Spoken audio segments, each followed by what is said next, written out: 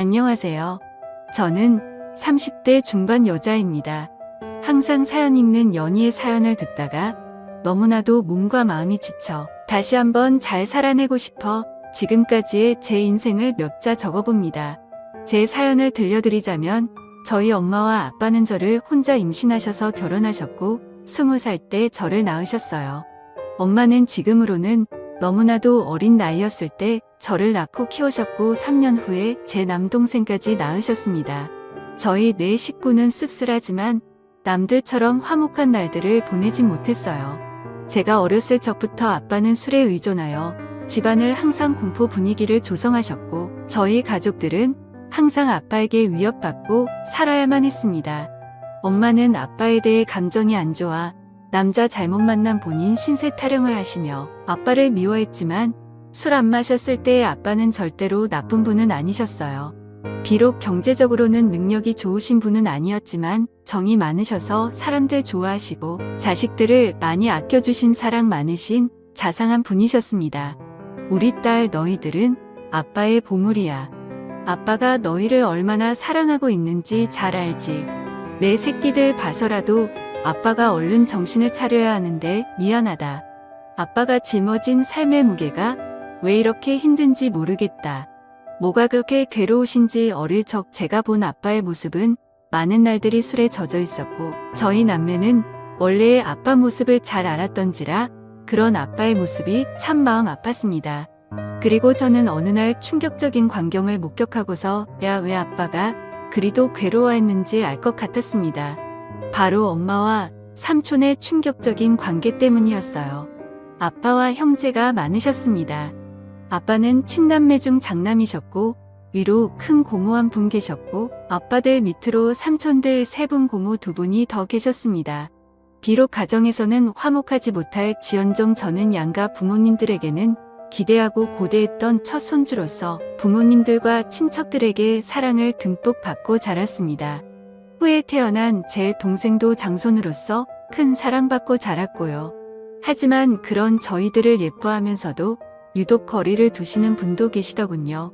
바로 아버지의 동생인 삼촌이라고도 부르기 싫은 둘째 삼촌 그 짐승만도 못한 사람이었습니다.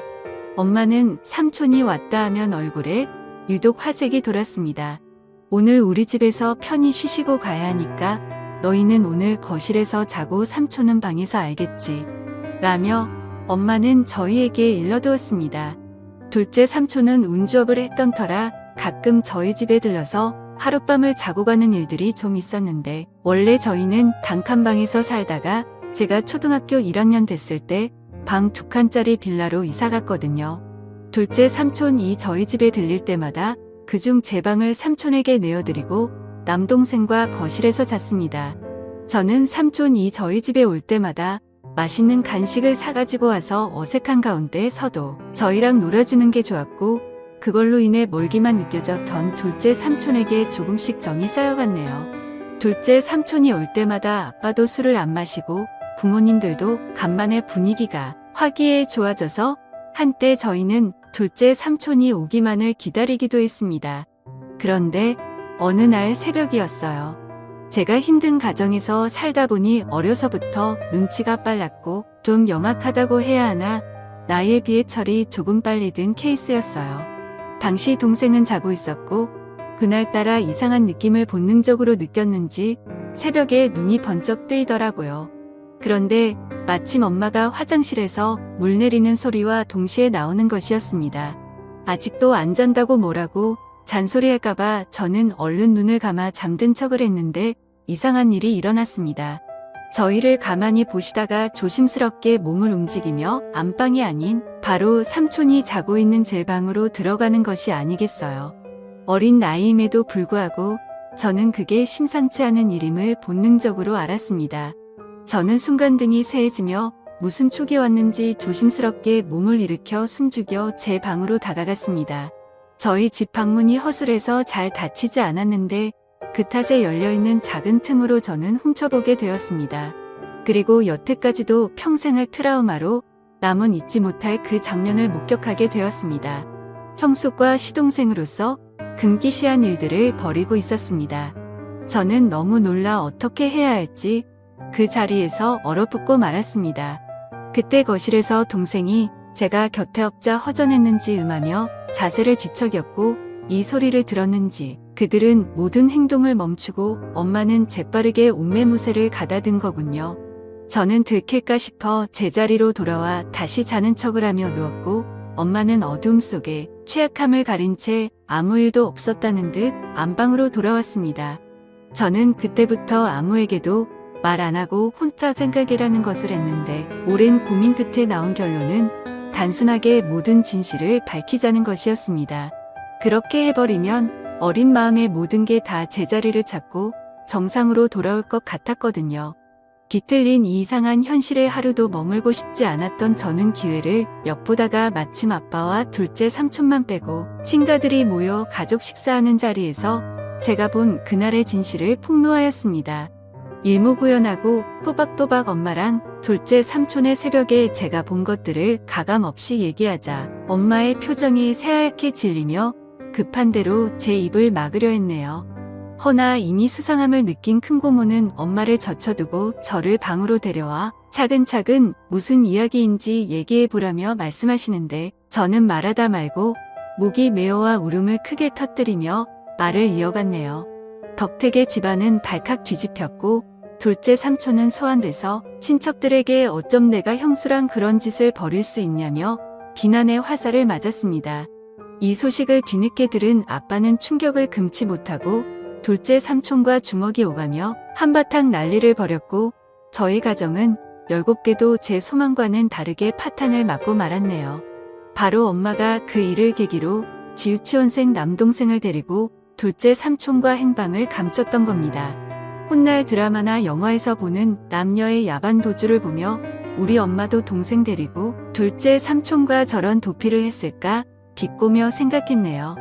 가뜩이나 술을 필요로 했던 아빠는 아이의 술독에 파묻혀 살게 되었고 엄마와 삼촌을 반드시 찾아내어 복수하겠다며 증오심을 갖고 다녔습니다.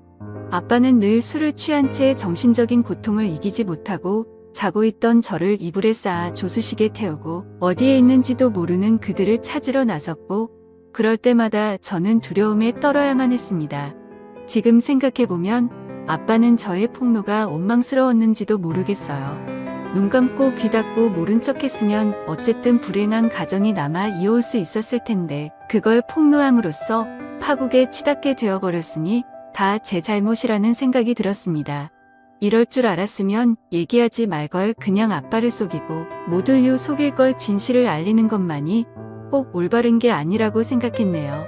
다행히 두어 달이 지난 후 엄마는 집에 동생을 데리고 들어왔고 간만에 엄마를 본 저는 그간 마음 고생한 게 싹 치유되며 깊은 안도감을 느꼈습니다. 오랜만에 동생을 봐서도 너무 행복했고 돌아온 엄마로 인해 아빠의 상태도 좀 나아진 것 같아 행복했습니다. 다만 제게 엄마가 사라졌던 우유주는 남았습니다. 잠시라도 눈에 엄마가 보이질 않으면 불안해서 미칠 지경이었어요. 학교 갔다 서둘러 집에 왔는데 엄마가 없으면 빌려놔 동네 인근을 다 뒤지고 다녔고 미용실에서 파마를 하고 있거나 동네 사람들과 같이 있는 엄마를 보고서야 안도의 숨을 내쉬곤 했습니다. 그렇지만 혹시나가 역시나 얼마 안 있다 엄마는 다시 나갔어요. 이번엔 동생을 내버려 두고 혼자 나갔더군요. 동생이라도 곁에 있어 좋았지만 엄마가 언제 다시 올지 기다림에 끝은 일길이 있었습니다. 아빠는 행여 엄마한테 연락이 오면 아빠한테 바로 전화하라고 했고 그 사이 저희 동네에서는 소문이 나돌았습니다. 저희 엄마가 바람나서 집을 나간 것 같다고요. 툭하면 엄마가 보이질 않으니 그럴 수밖에요. 저는 저희에 대해 함부로 말하는 동네 사람들이 너무 싫었습니다. 다 알고 짐작하면서도 모르는 척 확인 사살하려고 저와 마주치면 꼭 웃더군요. 너희 엄마 이번에 너희 두고 또 나간 거 맞지? 아니 세상에 어떻게 자식들 두고 모질게 나갈 수가 있어. 내가 다 맘이 쓰이네. 득짓집 불쌍한 것들. 우리 엄마 그냥 멀리 돈 벌러 갔어요. 우리 가족에 대해 함부로 말하지 말아요라고 돌로 대며 쏘아댔지만 속으로는 가슴에 피 멍들어 찢어지게 울곤 했네요. 아빠는 결국 가출한 엄마를 포기하고 저희를 위해 시골로 이사를 했습니다. 다 잊고 새 삶을 꾸려보고자 아빠는 1톤 트럭을 타고 소음도 파시고 길고 파시며 저희를 악착같이 키우셨지만 세상은 그리 만만치 않았습니다. 바로 아빠는 큰 병에 걸려버리셨고 끝내는 간경화로 제 나이 18살 때 세상을 등지시고 말았네요. 그때 아빠 살아생진 모질기만 했던 제 행동이 떠올라 얼마나 피 눈물을 흘렸던지요. 죄송하고 또 죄송하기만 했습니다. 아빠가 돌아가셨어도 엄마랑 삼촌은 잔인하게도 콧대기도 비치지 않더군요. 아빠를 배신하고 어디서 둘이 그렇게 잘 먹고 잘 사는지 나중에 반드시 찾아가 이 아픔 그대로 돌려주리라 다짐했네요. 저희는 살기 위해 할아버지에게 맡겨졌다가 성인이 된 후 따로 근처에서 독립을 했습니다. 그리고 시간이 흘러 동생이 군대 갈 때쯤 저 역시 직장을 구해 대도시로 나왔고 또다시 현실에서 적응하고 있을 무렵 난데없이 엄마 동생인 오랫동안 왕래 없던 외삼촌이라는 작자한테 연락이 닿았네요. 그간 잘 지냈지? 네, 아빠 그렇게 되고 동생 건사하느라 네가 누구보다 힘들었을 텐데 내 마음이 다 안쓰럽구나. 고시원 좁고 답답할 텐데 내가 보증금을 좀 대줄 테니 어디 원룸이라고 들어가 살지 않겠니? 순간 의문이 들었죠. 갑자기 외삼촌이 왜 나한테 뭔가 이상해서 좀 알아봤었는데 예상치 못하게도 그간 연락이 끊겼던 제 친엄마가 외삼촌 뒤에 있었던 게 아니겠어요. 저와 동생을 버리고 그놈이랑 살림 차리겠다고 도망가서 정떼며 사왔을 땐 언제고 이제 와서 왜 이렇게 호의적으로 나오는지 고맙기는 커녕 기가 찼습니다. 아빠와 저희를 배신하고 그 짐승 같은 둘째 삼촌놈이랑 도피해서 얼마나 잘 먹고 잘 살았는지 확인해 봤더니 야, 이게 웬걸. 어느새 남자를 갈아치워 버렸네요. 제가 이 사실을 입 밖에 내니 엄마는 주위를 살피며 은밀하게 말하기 시작했고 살다 보니 안 맞는 부분도 많고 사람들 눈도 있고 이건 아닌 것 같아 뒤늦게 마음 먹고 정리했다. 지난 세월 죄책감 떨치고 새 인생 살고 싶어 너하고도 연락 안 한 거다라고 합니다. 순간 뭐지 싶었네요. 그렇게 쉽게 헤어질 수 있었을 것을 여지껏 저희 가족 생채기를 다 내놓고 일이 저질러질 대로 다 저질러 놓은 후에야 헤어졌다니요. 엄마를 가지려고 아빠를 배신한 삼촌도 같은 생각이어서 순순히 헤어져 줬다는데 하 말도 안 돼. 그들의 파렴치한 패륜지 때문에 상처 입은 사람이 몇인데 멱살 잡고 쫓아다녀 피해 보상이라도 받고 싶었습니다. 엄마는 결국 삼촌과 금기된 사랑을 끝내고 다른 남자랑 세 번째 결혼을 했다 합니다. 능력도 좋으시지 엄마는 제 동생을 합치고 둘째 삼촌 사이에서 낳은 남자의 여자의 한 명씩을 제게 소개했습니다. 저를 동생들과 함께 인사시키며 얘들은 내 동생이고 너희들도 언니 누나한테 인사해라. 동생들 보는 거 보니 지금 여기 있는 동생도 잘 돌볼 것 같더라. 다 내 핏줄들이 이 맞이로서 잘 챙겨라. 뭐니 해도 남보다는 형제가 최고야. 남보다 못한 형제들도 많죠. 저나 얘들이나 다 배신의 피가 흐르는 엄마 자식들인데 나중에 서로 뜯어먹겠다고 뒤통수 치고 그러면 어쩌죠라고 대꾸하자 엄마의 표정이 점차 살벌해지기 시작했네요. 전혀 패륜 상황의 내막을 모르는 새아빠는 분위기를 환기시키고자 그저 호화하신다라고요. 새아빠는 평범하고 사람 좋으신 분이셨습니다. 엄마는 정말 미웠지만 가족들이 그리웠던 저는 엄마를 용서하고 잘 지내보려고 노력했습니다. 허나 엄마와 삼촌의 옛 트라우마는 쉽게 잊혀지지 않더라고요. 엄마 역시 지난 세월을 후회하며 저와 함께 잘 살려야 하는 것 같았지만 제가 본인의 치명적인 비밀을 알고 있으니 저를 편히 대하지 못했습니다. 심지어는 저더러 미용실에서 엄마라고 하지도 말라고 하고 주변인들에게는 저와의 관계를 숨기려고 하더군요. 새아빠가 절 자식으로 인정한다며 친척들에게도 소개하려 할 때도 엄마는 필사적으로 행여 책 잡힐까 싶어 말렸습니다. 엄마의 숨겨진 자식으로 살아야 하는 기분도 참 더럽더이다. 더러운 놈의 둘째 삼촌 자식들은 엄마 거리며 당당하게 살고 있는데 우리 아빠 자식이었던 전 왜 숨겨져야 하는지 감정의 분노가 스밀스밀 살아났습니다. 더욱이 참을 수 없었던 건 엄마는 술 한잔만 하면 꼭 아빠의 욕을 했는데 난 네 아빠가 아직도 지긋지긋해. 난 O형인데 왜 니들은 니들 아빠처럼 A형이냐고. 너나 네 동생이나 아빠 너무 쏙 빼닮아서 싫어. 처음부터 내 손으로 쭉 키운 내 새 동생들한테 정이 더 가더라고. 왜 같은 손가락이라도 더 아프고 덜 아프고 하잖아. 네가 차별받는 것도 다 네 아빠 탓이고 내가 삼촌과 불륜 저지른 것도 다 네 아빠 책이냐. 알아. 내 아빠 결혼 자체가 나한테는 일평생 지옥이었다고. 삼촌과의 불륜을 저지른 건 모두 다 아빠 잘못이라고 떠넘기며 책임을 짐지우는데 사마 고인이 되신 분을 욕보이진 말라고 소리를 질렀습니다. 참을 수가 없었습니다. 저는 결국 엄마를 용서하지 못하고 자리에서 일어나 엄마에게 마지막 인사를 했네요. 이제 도저히 못 들어주겠다.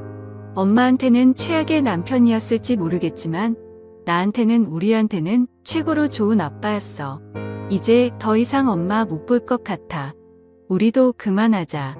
엄마와의 지긋지긋한 인연이야말로 끝내기로 맘먹고 절연을 선언한 후 다시는 엄마를 보지도 찾지도 않았습니다. 여기까지가 제 사연이었습니다. 제가 너무 정리 안 되게 보내드려 죄송하네요. 제 동생과의 사연이 하나 더 남았는데 그건 다음에 들려드릴게요. 제 사연 읽어주신 분들 정말 감사드리고요. 여러분들은 아름다운 세상에서 머무시길 바라며 모두 행복하셨으면 좋겠습니다. 감사합니다.